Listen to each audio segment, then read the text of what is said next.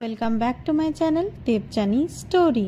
Good morning everyone. आज के 19 April और लास्ट ब्लगे আমরা বলেছিলাম যে আজকে আমরা ফ্যামিলির সাথে যাব গঙ্গাসাগরে। তো সেই কথা মতন আমরা এখন বাড়ি থেকে বেরিয়ে পড়েছি আর সকাল সকাল ঘুম থেকে উঠেছি যেহেতু ঘুরতে যাব বলে। অভিজিতেরও স্নান হয়ে গেছে আর আমার স্নান পুজো সমস্ত কমপ্লিট করে আমরা সময় মতন বেরিয়ে পড়েছি। আমরা এখন যাচ্ছি বালিগঞ্জ স্টেশনে। বাবা মা দিদি ভাই বাবান সোনাই সকলেই আসছে বেলুর থেকে শিয়ালদা। ওরা গাড়িতে করে চলে এসেছে শিয়ালদা আর শিয়ালদা থেকে যে ট্রেনে ওরা উঠবে আমরাও বালিগঞ্জ থেকে সেই ট্রেনেই সকাল সকাল মালপাড়া উঠে আসছে শিয়ালদা থেকে 7:15 ট্রেন। তো ওটা বালিগঞ্জে আসবে 7:25 নাগাদ। এখন 7:05 আমরা প্রায় চলে এসেছি। কোন বগিতে উঠেছে ওরা বলে দিয়েছে। যাই এই জাস্ট নামলাম আমরা। নামখানার ভিড়টা দেখো। এই যে আমরা এখন যাব লক্ষ্মীকান্তপুর লোকাল। ওটাই লক্ষ্মীকান্তপুর থেকে নামখানা যায়। তো নামখানা লোকাল। এইরকম ভিড়ের অবস্থা।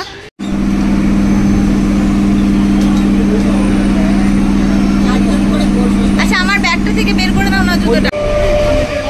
গেলাম মুনি মুনি। এই যে সবাই বসে পড়েছি আমরা।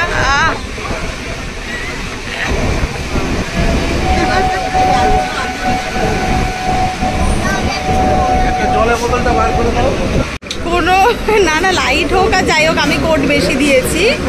ব্যাপারটা হচ্ছে মিলটা ভাব, মানে একই মায়ের পেটের বোনকেও মানে ভাবতে গেলে দুবার মানে ভাববে না বলতে গেলে। মানে তুইও কখন বলেছিস এটা? কাল রাতে? আমি কাল রাতে বললাম। আমি কাল রাতে বলি সকালে তখনই ভাবি যে আমার নিমন্ত্রণ বাড়ি আছে। সকাল সকাল উঠে আমার পুজো হয়ে গেল, স্নান হয়ে গেল। 3:30 থেকে উঠে সকাল সকাল উঠে মিষ্টি দিয়ে শুরু হচ্ছে। আমাকে দেবা মিষ্টি। গঙ্গাসাগর আমরা এটা প্রথমবার যাচ্ছি। শিয়ালদা থেকে 7:14 ট্রেনে করে প্রথমে যেতে হবে লক্ষ্মীকান্তপুর। আমি আরও ডিটেলে বলছি কারণ আমার মতন এমন অনেকেই আছেন যারা এখনও গঙ্গাসাগরে কখনোই যাননি। তো তাদের জন্য আই থিঙ্ক সুবিধা হবে। 7:14 ট্রেনটা লক্ষ্মীকান্তপুরে যাওয়ার পরে সেই ট্রেনটাই আবার নামখানা নামে নামখানা স্টেশন অবধি যায়।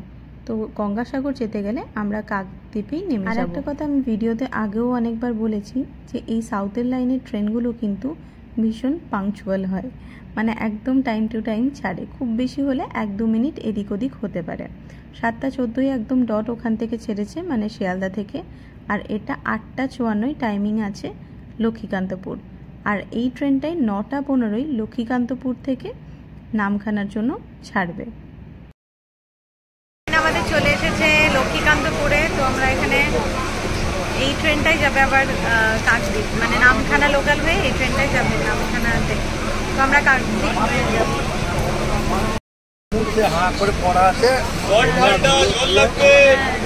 ছোলা দিয়ে এনেছো ওটাই ভালো। বাবা নিয়ে আসলো ছোলা মুড়ি। একটু মুড়িটা খা। এক্স্যাক্টলি 9:15 ট্রেন ছাড়লো লক্ষ্মীকান্তপুর টু নামখানা। তো আমরা কাকদ্বীপে নেমে যাবো।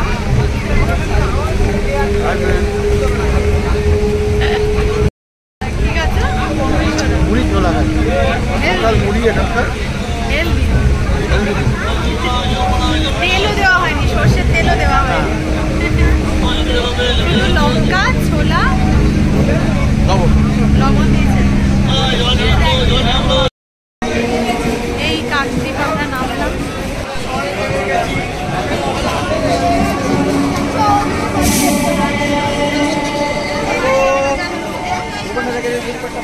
কাকদ্বীপে যে প্ল্যাটফর্মে আমরা নামলাম সেই প্ল্যাটফর্ম থেকে আমরা বাইরে বেরোচ্ছি।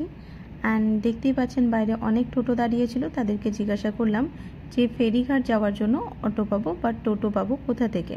তো তারা সামনেই একটা ব্রিজ ছিল, ব্রিজটা পার করেই কিন্তু ফেরিঘাটের টোটো দাঁড়িয়েছিল। এরা জনপ্রতি 20 টাকা করে নেয়, একদম ফেরিঘাট অবধি পৌঁছে দেয়। প্রায় সময় লাগে ওই 30 মিনিট মতো। এই যে সবার জন্য ডাব নেওয়া হলো।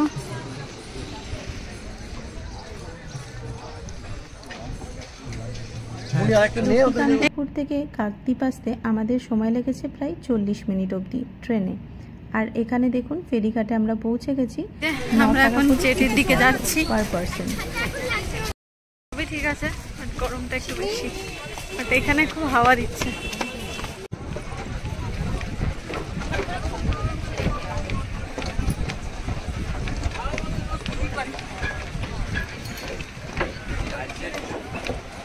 ফেরিঘাটে এসে 5 মিনিট অপেক্ষা করার পরেই কিন্তু আমাদের ভেসেল চলে এসেছে। 10:30টার সময় ট্রেনের টাইম অনুযায়ী কিন্তু ভেসেলটা আমরা পেয়ে গেছি। আর এটা হলো হুগলি নদী, দেখে কিন্তু বোঝা যাচ্ছে না এত জলের ঢেউ। তো আমরা এখন কাকদ্বীপের ফেরিঘাট থেকে যাচ্ছি কচুবেড়িয়া ঘাট, যেটাই হলো সাগর আইল্যান্ড। আর ট্রেনের টাইমিং অনুযায়ী এই ভেসেলটা আছে বলে ভেসেলটায় কিন্তু ভীষণ ভিড় ছিল। একটু আগে না এলে জায়গা পাওয়া যাবে না। আর এই সাইবেরিয়ান সিগালগুলো দেখুন, আমার বারাণসী ট্রিপের কথা পুরো মনে পড়ে গেল।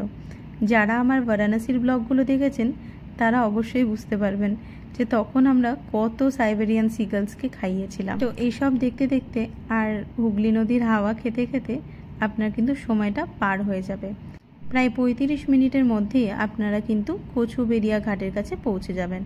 আর এই টাওয়ারটা দেখুন, এই হুগলি নদীর উপরে কি সুন্দর শক্তপোক্ত করে তৈরি করা হয়েছে, বেশ সুন্দর দাঁড়িয়ে আছে, দেখতেও ভালো লাগছে কিন্তু কনস্ট্রাকশনটা। এই যে আমরা নামলাম গঙ্গাসাগরে।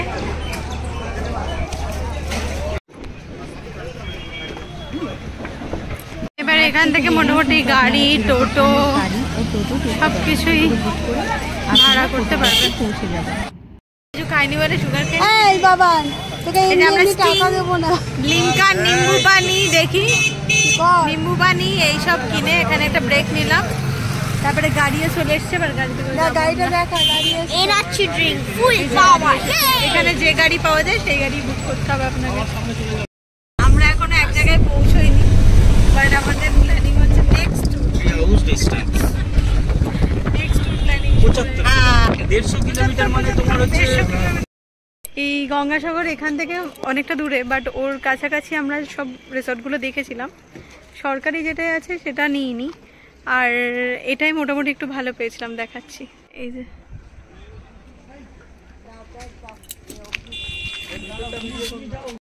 যাব না, গেলে এখান থেকে টোটো পেয়ে যাব। গঙ্গাসাগর হোটেল অ্যান্ড রিসর্টে উঠেছি, এখান থেকে টোটো বা যাই কিছু হলে কপিলমণির আশ্রমের ওখানে বিকেলবেলার দিকে যাব। এখন আমরা এখানেই। কচুবেড়িয়া ফেরিঘাট থেকে আমাদের এই হোটেল পৌঁছতে প্রায় সময় লাগলো 45 মিনিট মতন। এটা প্রায় 38 কিলোমিটার মতন পথ।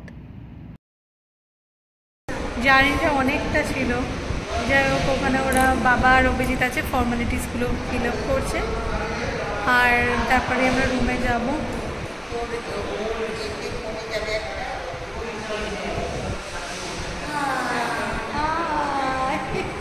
মা বিধ্বস্ত, বাট এইখানটা ঠান্ডা লাগছে বলো, বাইরে এত গাছ, তো পুরো গাছ দিয়ে ঢাকা এই জায়গাটা। হ্যাঁ গরমের জন্য কষ্ট, বাট রাস্তা খুব ভালো, টানা রাস্তা এলাম, কোনো ভাঙা চোরা রাস্তা নেই।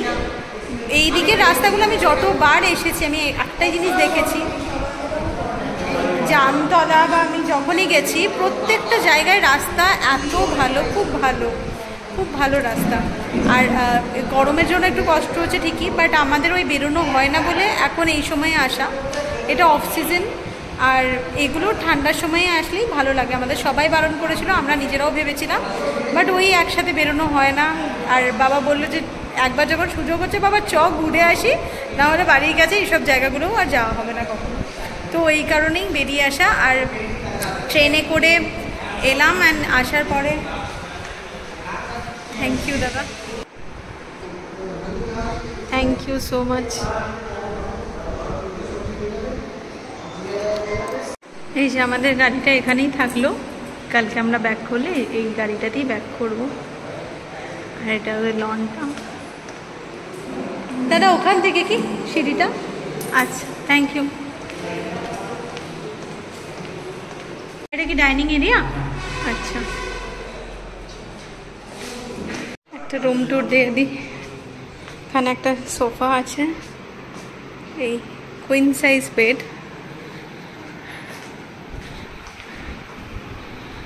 কিনলে রাখা হবে, বাবা দেখে খুশি হবে।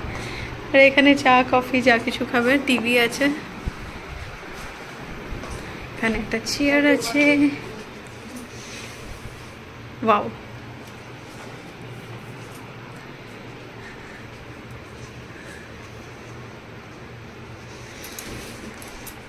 ওয়াশরুমটা দেখি।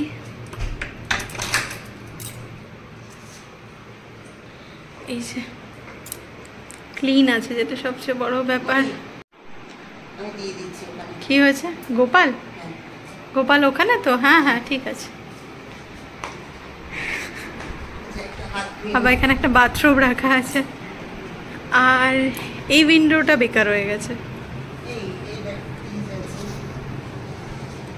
ও ফ্রিজও আছে একটা, গরমে তো খুব দরকার এটা। সুন্দর ফ্রিজও আছে, সুন্দর। আর এই যে মায়ের এখানে গোপাল থাকলো, গোপালের এটা খোলা থাকুক, হ্যাঁ ব্যাগের মধ্যে গোপাল আছে। এই আর একটা রুম, এখান থেকে ভিউটা কেমন রে?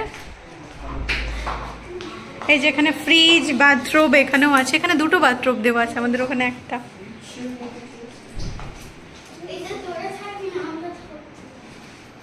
তোরা থাকবি? আমরা তো সবাই একসাথে থাকবো মাম্মা। বা এখানে সুন্দর, তাও দিবা পুকুর টুকুর আছে, সুন্দর আছে। এখানে তো আবার নামকিনও রাখা আছে। সন্ধ্যে সন্ধ্যে কফি কিনে, সন্ধ্যে সন্ধ্যে কফি। হ্যাঁ, স্নান করে গোপালকে বসানো হয়ে গেছে এখানে। এই যে গোপাল বসে গেছে। কি বলবো? ভিডিওতে বলো আমি এটা করতে পারছি না, আমার বর এটা হেল্প করছে, খুলে দিচ্ছে। হেল্প করছে না বলো, আমার বর এটা খুলে দিচ্ছে, আমি এটা খুলতে পারছি না, পারছি না, সত্যি তো পারছি না আমি, অনেক ইয়ে করে লাগানো ছিল। বাথরুম পরে নিয়ে বলছে হেভি লাগছে। খিদে, এত খিদে পেয়ে গেছে আমাদের যে মা এগুলো এনেছিল, এগুলি মাখানো হচ্ছে এখন। তো এখন 2টো মতন বাজে, আমরা এতক্ষণ বসে চটপটা চটপটা খেয়ে এবার দেখবে আলটিমেটলি ভাতই খেতে পারবো না, কারণ এতক্ষণ খিদে পেয়েছিল। টুকটাক টুকটাক মুখ খরচক আমরা সব কিছু খাচ্ছিলাম। এবার আমরা নিচে যাই, লাঞ্চ ওদের রেডি হয়েছে। আমাদের যদিও বলাই ছিল না কিছু লাঞ্চের ব্যাপারে, আমরা এসে অর্ডার দিলাম লাঞ্চ, এখানে থালি হিসাবে দেয়, তো এসে অর্ডার দিয়েছি। এটা বোধ হয় কনস্ট্রাকশন হচ্ছে এখনো, হোটেলটা, ছাদের জায়গাটা। প্রচন্ড রোদ, বাট টেম্পারেচার কলকাতার থেকে কম। হ্যাঁ অনেক কম টেম্পারেচার দেখায়, সেটা একটু 19-20 হতে পারে, বাট এখানে অনেকটাই কম দেখছি কলকাতা থেকে। টেম্পারেচার 31 ডিগ্রি সেলসিয়াস এখন দেখাচ্ছে। আর এয়ার কোয়ালিটি খুব ভালো। কালকে আমরা ঘরে বসেও আমাদের এয়ার কোয়ালিটি চেক করছিলাম, ইটস ভেরি পুয়ার কলকাতায়, এটা সবসময় তাই থাকে। হ্যাঁ আচ্ছা মা, একটা কিনলে বোতলটা আনো না মা, ফ্রিজে রাখা আছে বটলটা, কিনলে দাঁড়াও, ওখানেই আছে, দাঁড়াও নিচ্ছি। তো এখানে দেখছি এয়ার কোয়ালিটিটাও খুব ভালো। এই যে জলের বোতল নিয়ে নিচে নামছি।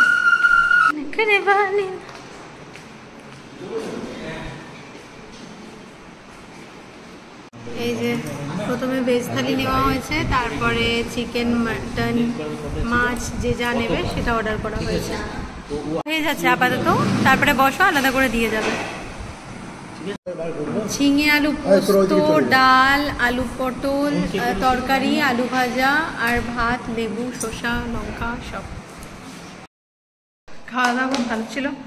দিবা কেমন লাগলো? শুধু পোস্তটা একটু ঝোল ঝোল করে দিয়েছে, আমরা তো পোস্ত এভাবে খাই না, বাদ বাকি হ্যাঁ আলাদা, বাট স্টিল ভালো।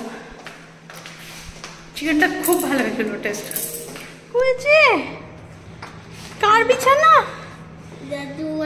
অভিজিৎ আঙ্কেল কোথায়? এই যে বাবান বিকেল বেলায়, এখন 4:10 বাজে, চা বানিয়ে খাওয়ালো। বাবান একটু তাকা, বাবান দারুণ হয়েছিল, সত্যি ভালো হয়েছিল, একদম হালকা মিষ্টি, যেরকম বললাম খুব ভালো হয়েছিল খেতে। Thank you so much. এই যে আমার নামে বদনাম করছে এখানে। এখন এক্স্যাক্টলি বাজে 4:30, আমরা বেরিয়ে যাচ্ছি কারণ এখান থেকে টোটো করে যেতে হবে গঙ্গা মানে কপিলমুনির আশ্রমে, একদম সাগরের সামনে। তো ওই জন্য ঝটপট রেডি হয়ে গেছি। আর তারপরে মায়েরা এখন সবাই নিচে চলে গেছে, মা বাবা অভিজিৎ সবাই নিচে চলে গেছে। আমি এবার রুমটা লাগিয়ে যাব কারণ আমি রেডি হতে টাইম লাগাচ্ছিলাম। প্রপার একটা মিররও ছিল না, আমি কিভাবে রেডি হয়েছি আমি জানি। আর এদিকে সবাই তো আন্ডার ড্রেসড এসছে। আমি এত সুন্দর সেজে গুজে এলাম, এদিকে অভিজিৎ দেখ হাফ প্যান্টে চলে এসছে, বাবা আর আমি সেজে গুজে এসছি।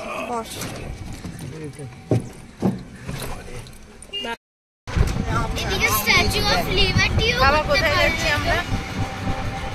কপিলমুনি আশ্রম, গঙ্গাসাগরের কপিলমুনি আশ্রম।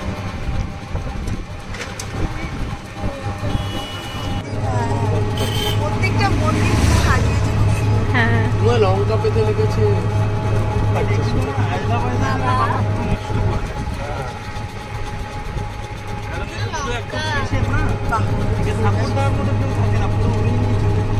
কাল বৈশাখী গুলো এখানেই তো এসে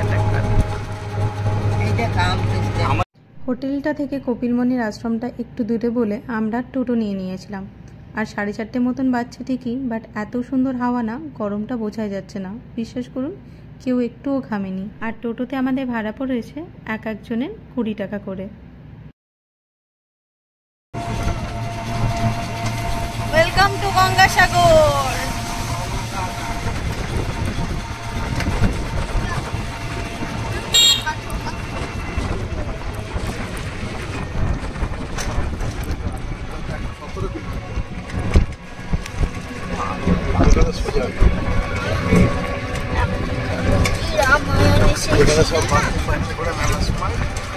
সুন্দর লাগছে কিন্তু জায়গাটা অনেকটা ব্রড, দেখো রাস্তা কি চওড়া। আমার তো মনে হচ্ছে দীঘাতে চলে এসেছি। হ্যাঁ দীঘাই তো। সাগরের কাছাকাছি হোটেলগুলো দেখার পরে মনে হচ্ছে যে আমরা যে হোটেলটা চুজ করেছিলাম আমাদের ডিসিশনটা একদম ঠিকঠাকই ছিল। কারণ বাচ্চা আছে, সাথে মা বাবা আছে, তো আমাদের কাছে কমফোর্টটাই বেশি প্রায়োরিটি ছিল। তো আপনারাও যারা আসবেন অবশ্যই কিন্তু একটু অনলাইনে ফটোগুলো চেক করে নেবেন, নিজের কমফোর্টনেস আর সমস্ত কিছু দেখে তবেই কিন্তু হোটেলটা চুজ করবেন। এছাড়াও গাড়ির ড্রাইভার বলুন, টোটো ড্রাইভার বলুন, সবাই কিন্তু আপনাকে অন্যান্য হোটেল রেকমেন্ড করলেও তাদের থেকে অবশ্যই একবার ফটোটা চেয়ে নেবেন। যদি নিজের ঠিক মনে হয় তবেই সেখানে যাওয়া ভালো, হয়তো পরে আবার প্রবলেমে পড়তে হতে পারে। আর একটা কথা না বললেই নয়, এটা আমি আগেও বলেছি এদিকে রাস্তাগুলোতে ট্রাভেল করার সময়। কাকদ্বীপ থেকে যখনই আমরা টোটোতে উঠেছি বা গাড়িতে উঠেছি, রাস্তা কিন্তু পুরো চমৎকার, মানে একদম ওয়েল মেনটেন যাকে বলে। কোনো রাস্তায় কোনো ভাঙা চোরা কিচ্ছু নেই, সুন্দর বাঁধানো রাস্তা। আর এদিকের সমস্ত রাস্তাগুলোই কিন্তু তাই। আমি আগের ব্লগেও দেখবেন আমি অন্য যেখানেই ঘুরতে গেছি এই সাউথের লাইনে সব রাস্তাগুলোই কিন্তু সুন্দর বাঁধানো, যার জন্য আপনার জার্নি করলেও কিন্তু অতটাও বেশি প্রবলেম হবে না।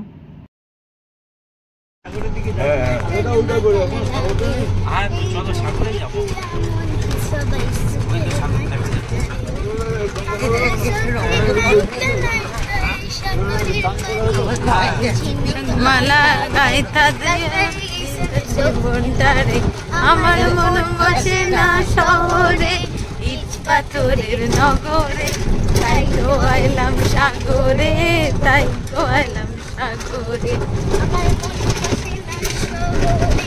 ইট পাথরের নগরে, তাই তো আইলাম সাগরে, তাই তো আইলাম সাগরে, তাই তো আইলাম সাগরে, তাই তো আইলাম সাগরে।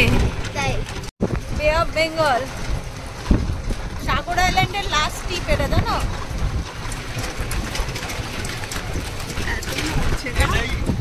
এটাই পশ্চিমবঙ্গের শেষ প্রান্ত। হ্যাঁ এটা ঠিক বলেছ, কি ভালো লাগছে।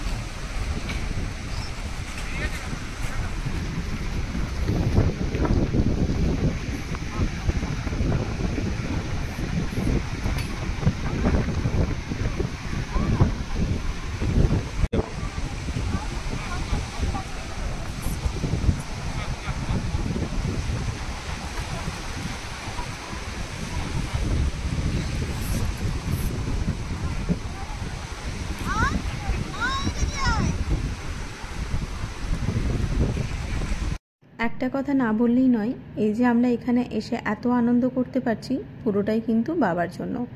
বাবাই একমাত্র মানুষ যে এই গরমে সবার বিপক্ষে গিয়ে একাই কিন্তু বলেছে যে হ্যাঁ গঙ্গাসাগর যাব।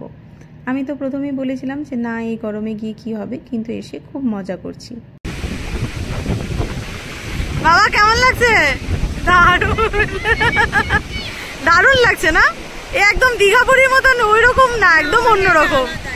আসলে এটা তো বিচ নয় বা পুরী, ওটা আমরা কি জানি, ওটা একটা কোস্টাল রিজিয়ন, ওখানে পুরোটাই ধরাবাঁধা বিচ। আর এটা হচ্ছে সাগর আইল্যান্ড, মানে হ্যাঁ এক্স্যাক্টলি সাগর আইল্যান্ড মানে হচ্ছে এটা একটা আইল্যান্ড যেটা পুরো মিট করছে বে অফ বেঙ্গলের সাথে।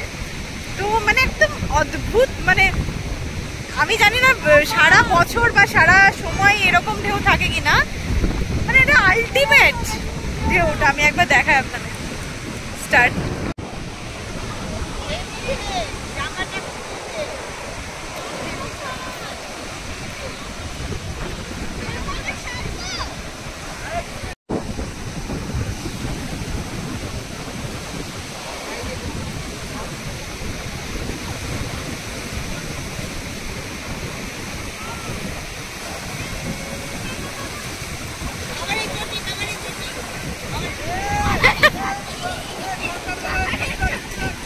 জল ছড়াতে ছড়াতে যাচ্ছে।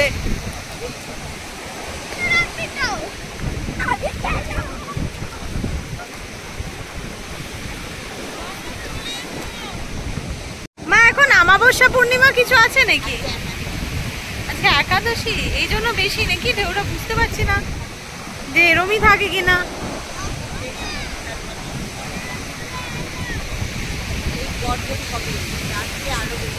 হ্যাঁ রাতে অনেকটা উঠে যায়, বোঝাই যাচ্ছে।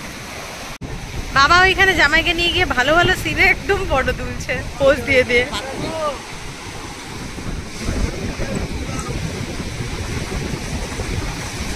স্পোর্টস শুরু হয়েছে, বাবা দুজনেই আবার জুতো পরে।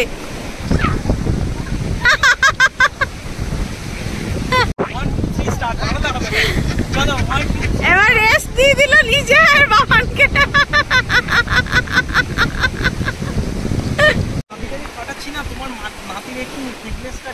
ফিটনেসটা ঠিক করে দিচ্ছে, দেখো না।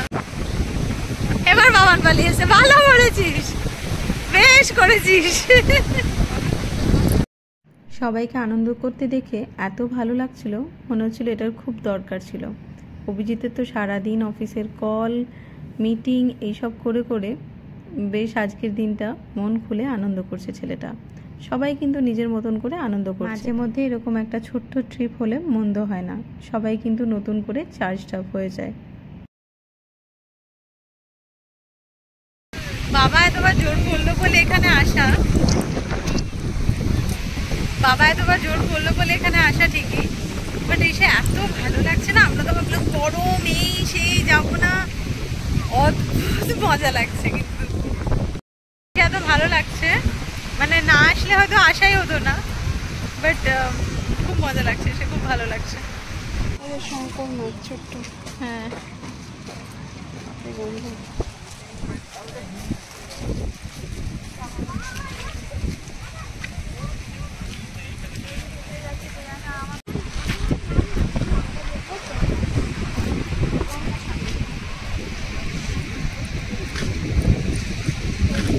হেঁটে আসার পরে দেখছে কেন কিচ্ছু নেই। দিবা এদিকে টাকা, দিবা টাকা, কিছু বক্তব্য আছে।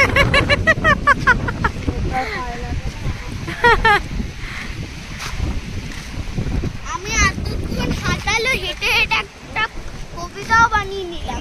কবিতা বানিয়ে নিলি এই সাগরের। এই যে একদম সেই সাগর থেকে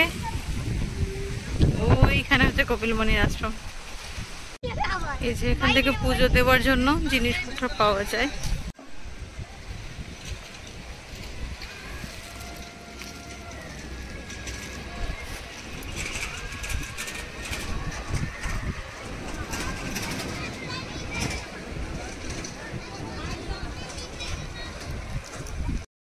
আমি এইভাবে নর্মালি ভিডিও করছি, দেখছি আমার পেটের কাছে এসে কেউ মানে এরকম মুখ দিয়ে জাস্ট হয় না কি এরকম মাথাটা হেলাচ্ছে। আমি ভেবেছি মাম্মা এসে ন্যাচারালি এগুলো করে থাকে, তা আমি হাত দিতে গেছি দেখছি কি গরু,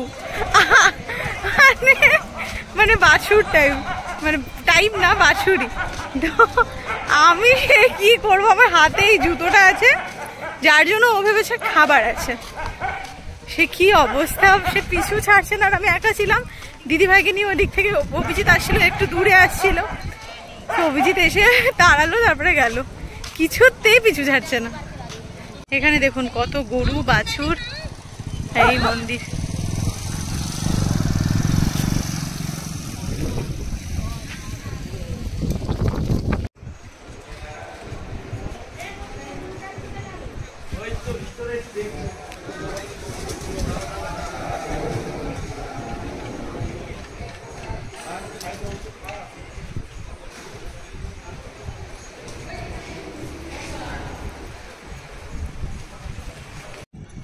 হ্যাঁ না, আস্তে আস্তে আস্তে, বাবারে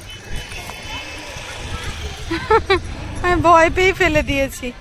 আর নেই, দিয়ে দিয়েছি যা দেওয়ার। আমি খাওয়াতে গেছি, ও আমার পিছু করেছে আবার।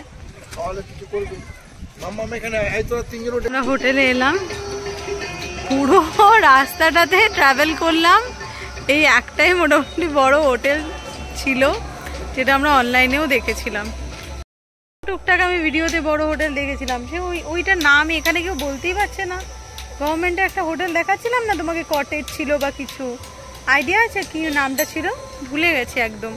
ওটা অনলাইনে দেখেছিলাম, কিন্তু এরকম কোনো কিছু মানে ঠিকঠাকও মনে হয়নি আমার, আমি বুঝতেও পারছি না এখন যে ওটা জায়গাটা কোথায়।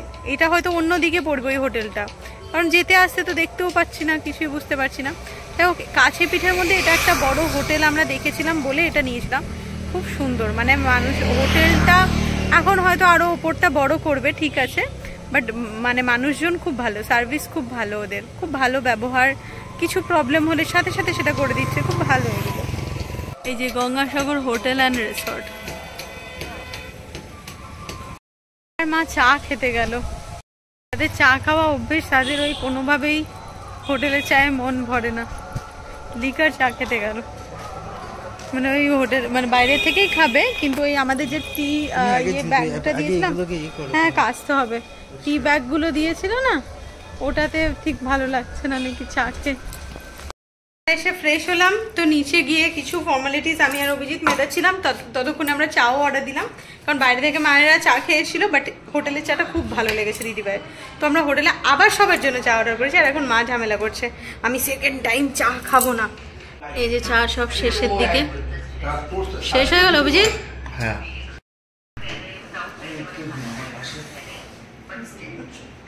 দারুণ লাগছে। বাজে 9:30 মতন, এই সময়টাই পাওয়া যায় না, এতক্ষণ সবাই মিলে বসে গল্প করছিলাম, তাই খুব ভালো লাগলো। এবার নিচে নামলাম খেতে, খাবার দাবার আমরা আগে অর্ডার করে দিয়েছিলাম। আমি একটা বোতল আনলাম, ও তুমি এনেছো? না আনিনি। ওরা এই যে রাত্রেবেলায় আমরা সবাই রুটি খাচ্ছি, রুটি, ডাল ফ্রাই, যারা ননভেজ তাদের জন্য হচ্ছে অমলেট করেছি ডবল ডিমের, আর মায়ের জন্য মিক্সড ভেজ। মিক্সড ভেজটা খুব সুন্দর হয়েছে, খুব সুন্দর খাওয়া দাওয়া হলো, খুব ভালো লাগছে। আমরা বাইরে বাগানটাই এসছি একটু।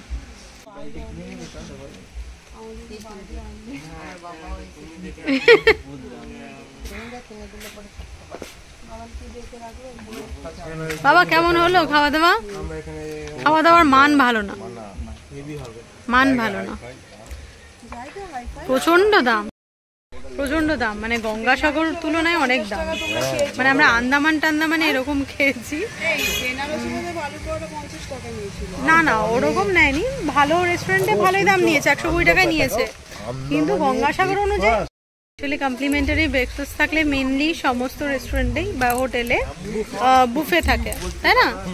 তো এখানে বুফে সিস্টেম নেই, আর হচ্ছে দামটা অনেকটা বেশি নিচ্ছে, মানে বাকি বড় বড় রেস্টুরেন্টের মতনই নিচ্ছে, বাট খাবার কোয়ালিটি থাকে। হ্যাঁ হ্যাঁ হ্যাঁ, কিন্তু ওই আমাদের হচ্ছে খাওয়া দাওয়ার কোয়ালিটিটা খুব বেশি ভালো না দাম অনুযায়ী, কারণ আমরা আদার্স যেগুলোতে খেয়েছি মোটামুটি দাম নিলেও খাবার দাবারের কোয়ান্টিটি অ্যান্ড কোয়ালিটি খুব ভালো হয়, এদের ব্যবহারটা খুব ভালো, এটা সত্যি ভালো, মানে যেটা ভালো সেটা ভালো, পরিষ্কার পরিচ্ছন্ন পুরো হোটেল, খুব সুন্দর ছিমছাম, আর সমস্ত রুমই বুক আছে দেখছি আমরা, মানে অনেক লোকজনই আছে। ওইখানে সামনে আর একটা গাড়ি আছে, এখানে আমাদের এটা আছে।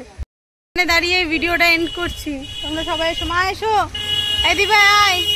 তো আজকে ভিডিওটা এটুকুই থাকলো, যদি কিছু ভালো লেগে থাকে, ভালো লাগলো, খুব ভালো প্রোগ্রাম হয়েছে, please do like, comment, share and subscribe my channel, our channel টোনাস কুকবুক অ্যান্ড দেবজানি স্টোরি। কাল দেখা হচ্ছে নতুন একটা ব্লগের সাথে, তো ততক্ষণ আপনারা সকলে ভালো থাকবেন, সুস্থ থাকবেন আর সকলকে ভালো রাখবেন। চলুন টাটা, গুড নাইট। মা এবার এখানটা হাত দিয়ে দাও ক্যামেরায়, পুরো হাতটা এরকম করে, গুড নাইট।